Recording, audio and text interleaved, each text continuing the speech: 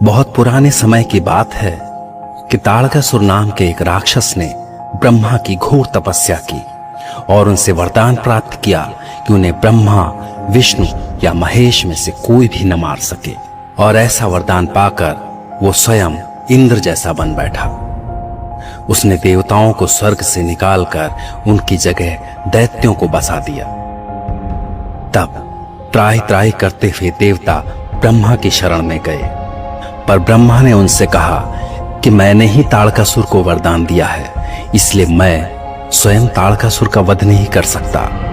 हाँ, यदि इस कार्य को कोई कर सकता है तो स्वयं महादेव शिव का पुत्र। ये सुनकर सभी देवता चिंता में पड़ गए, क्योंकि अभी तो महादेव शिव का विवाह भी नहीं हुआ था।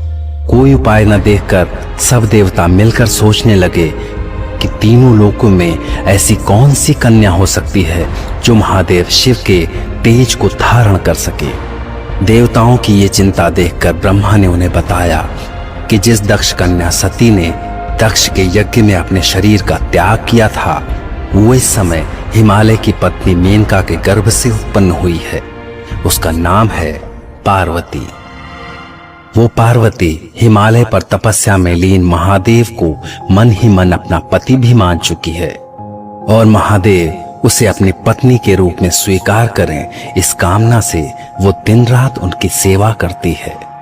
इसीलिए आप सभी लोग मिलकर कुछ ऐसा करें कि किसी भी तरह शिव के भीतर काम भावना पैदा हो और वे पार्वती से विवाह करने को तैयार हो जाएं।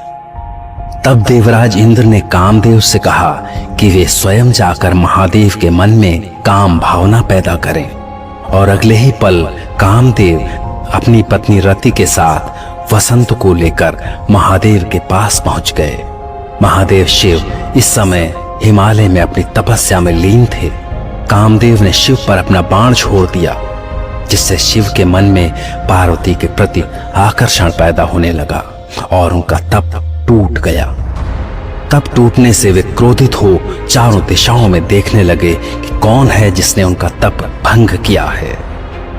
उन्हें अपने सामने कामदेव दिखाई दिए।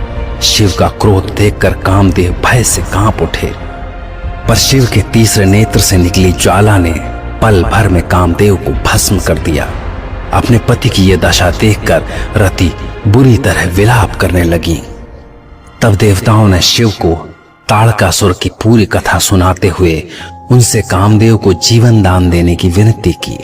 इस पर शिव ने देवताओं से कहा कि कामदेव जीवित तो हो जाएंगे, पर उनका शरीर भस्म हो चुका है, इसलिए अब उन्हें बिना शरीर के ही रहना होगा।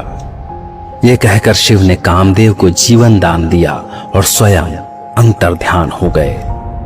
कुछ समय पश्चात नारद की सलाह पर देवी पार्वती ने पंचाक्षर मंत्र नमः शिवाय से शिव को प्रसन्न किया और उन्हें अपने पति के रूप में प्राप्त किया, जिससे कुमार कार्तिकेय का जन्म हुआ।